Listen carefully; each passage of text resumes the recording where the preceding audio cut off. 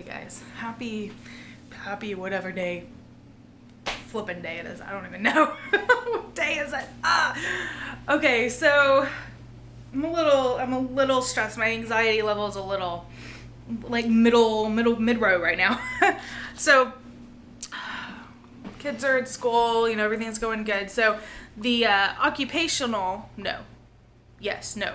speech therapist.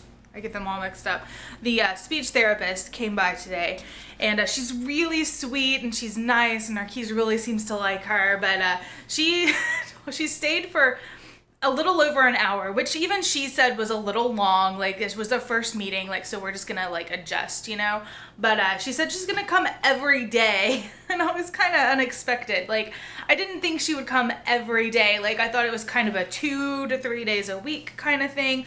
I guess it's okay, it's good that she's coming every day, but at the same time, it kind of like stresses me out a little bit, because I'm just like, oh man, that's like one more thing that's gonna happen daily that I'm gonna have to like work into my schedule. But she was really great. Like, it wasn't difficult on me. Like, it's not like I had to do anything. I kind of was hovering though. Bo, quit.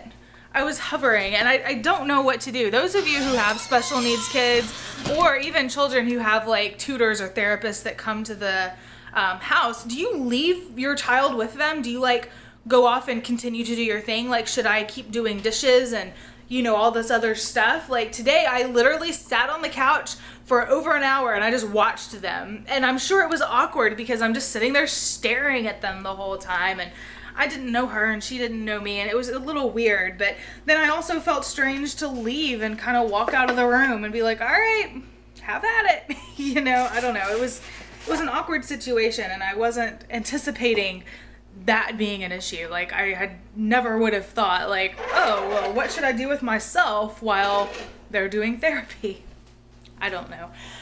Anyway, tomorrow I think I'm going to try to stay busy. I think she was a little...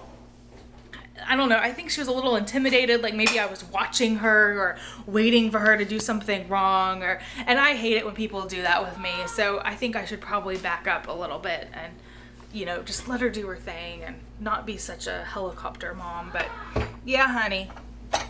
Done? Alright, love.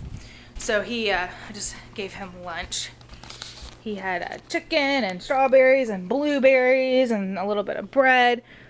I'll put it right there. You all done? Uh-huh. You ready to take a nap? Uh-huh. Okay. Anyway, I just had lunch. Anyway, I'm gonna do some dishes and then work on some stuff downstairs. So apparently with this therapist, they had not previously like briefed her on Narquise's past. Like, they didn't tell her anything about him other than his name is Narquise, he has special needs, and he's 11 years old. That's pretty much all she knew about him coming into this. So she was working with him, and, you know, I kind of noticed she was doing some things that were way advanced for him, like just things that he can't do yet. Like, she was asking him all of his colors, and he knows some colors, but he definitely doesn't know all of them yet. She was asking him to like spell like small words. What, bud? Purple. Oh, you know purple. That's right. You do know purple. He's like, I know purple, Mom. So I kind of mentioned, I was like, well, you know, let's maybe dial this down a little bit. You know, this is a little advanced for him. And she says, oh, really? And then that made me say, well, did they tell you about his past? You know, do you know about his history? So then that brought me into the whole, you know, orphanage trauma, neglect, you know, spiel that I had to do. It's important for teachers and therapists that are working with him to know his past. They need to know where he came from and the difficulties behind it, and because a lot of those past traumas affect him every single day.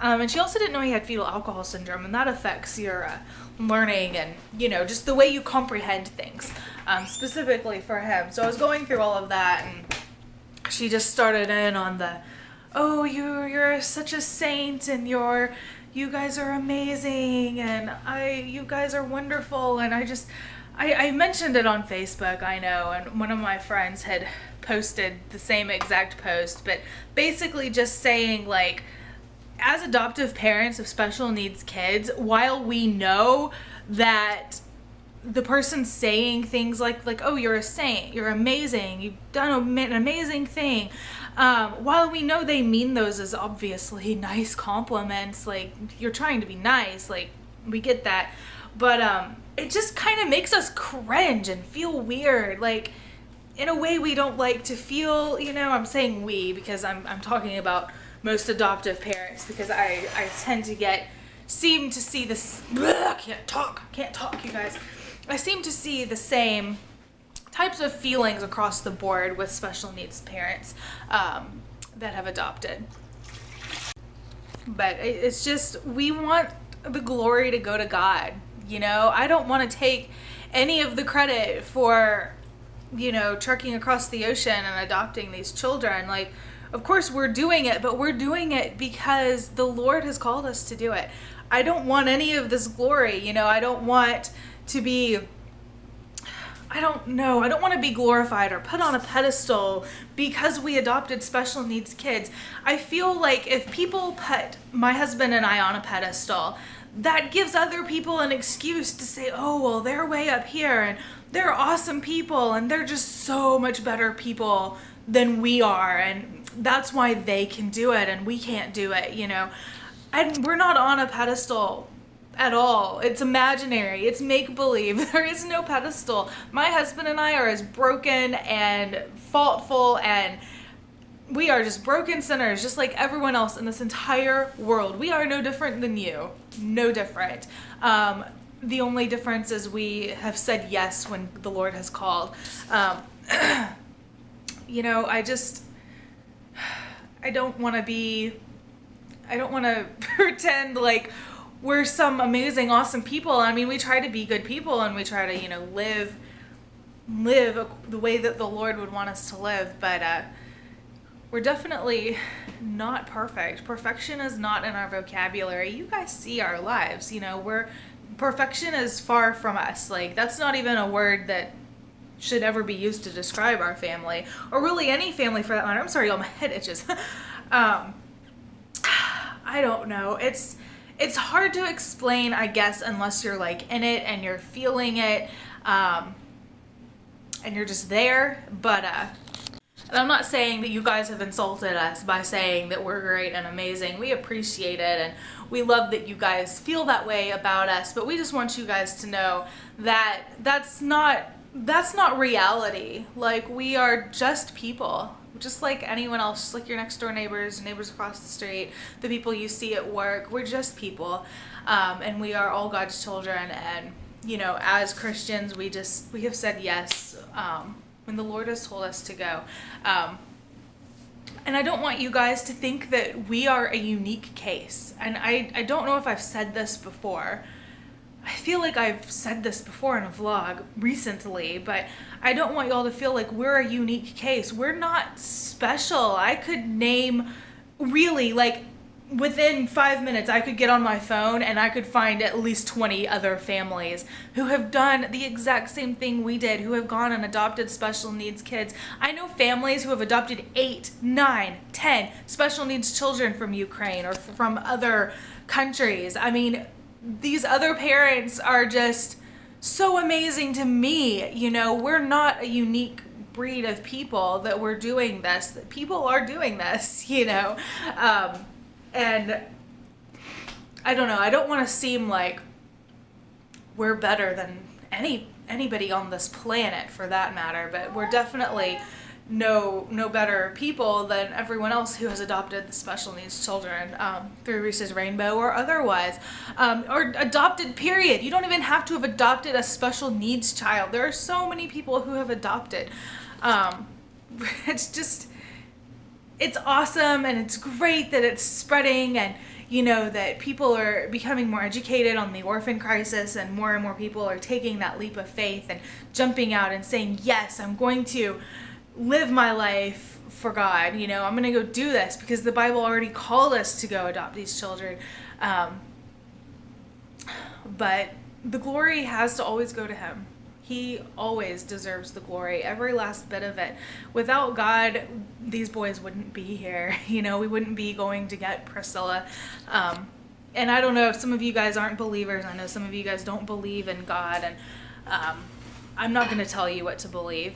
You know, I'm going to love you no matter what you believe. I'm not going to, you know, tell you have to believe what I do, but I do speak in terms of what we believe. So when I talk of this, talk of faith and all that, I want y'all to know I really genuinely, with all of my heart and soul, believe it and feel it and know that it is true. And I'm not just spewing words to you guys.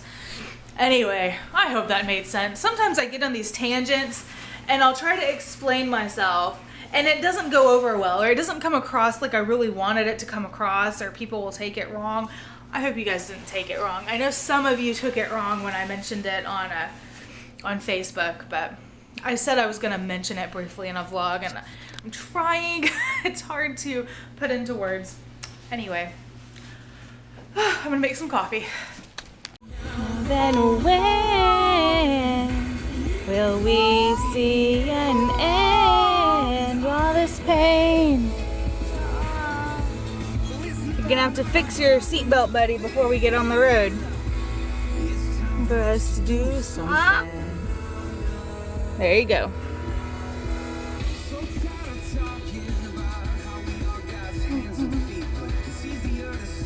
This is his favorite song, you guys. He loves it.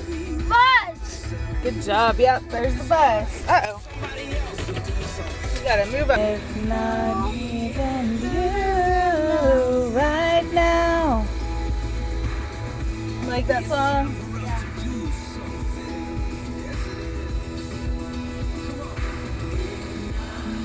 Then when? Sing it, Nerkies. Hey. Alright, y'all. So, it's about 11 at night. It's close to 11-ish. I didn't vlog the rest of the day.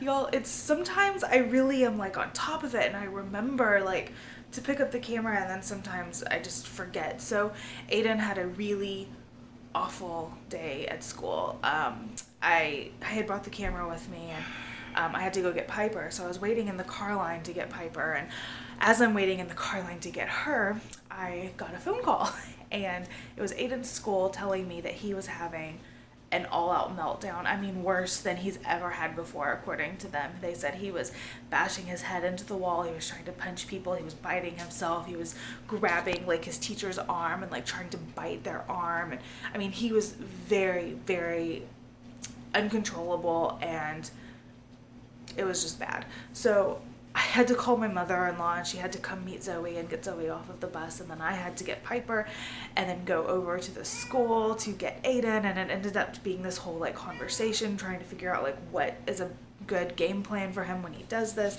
I got back home, and then we ended up going out to get McDonald's, and I was like, okay, I'm gonna grab the camera because, you know, I wanted to vlog that, but then it started pouring down rain, like torrential downpour. So I was like, okay, not a good idea to bring the camera because I'm gonna get it wet. Inevitably, I would get it wet and ruin my camera. So I left the camera at home. We had a reason to get McDonald's. A little boy on Reese's Rainbow that was adopted a few years ago actually passed away a couple years ago, and his favorite food in the entire world were McDonald's French fries. So every year on the anniversary, we will go get French fries, me and, you know, other people involved in Reese's Rainbow who have followed their story, and we take a picture of, you know, our kids with the McDonald's French fries just in remembrance of Henry. So that's why we did that. It wasn't just a random, let's go get to McDonald's and be unhealthy. But yeah, so we did that, and we got back home, and but then once we got home, it was just like the usual chaos ensued, you know, getting kids to bed and all of that kind of thing. So I just didn't get to pick up the camera again. It was just one of those crazy, crazy days. I will go more into detail about Aiden's situation tomorrow. I'm keeping him home tomorrow. He's staying home. I just feel he needs a day at home, and that's just my call, and I don't care what anyone says. I just feel my son needs a day at home, and that's gonna have to be okay. Alright guys, I am going to go ahead and let you guys go. I've been trying this new thing where instead of the outro I just play, or rather instead of my normal outro, which is the Skyboat song, I thought I would talk to you guys at the end instead, just to kind of mix things up a little bit. Thank you guys so much for watching. I hope this vlog wasn't too ridiculously short, but I love you guys so much, and I will talk to you guys tomorrow. Bye y'all.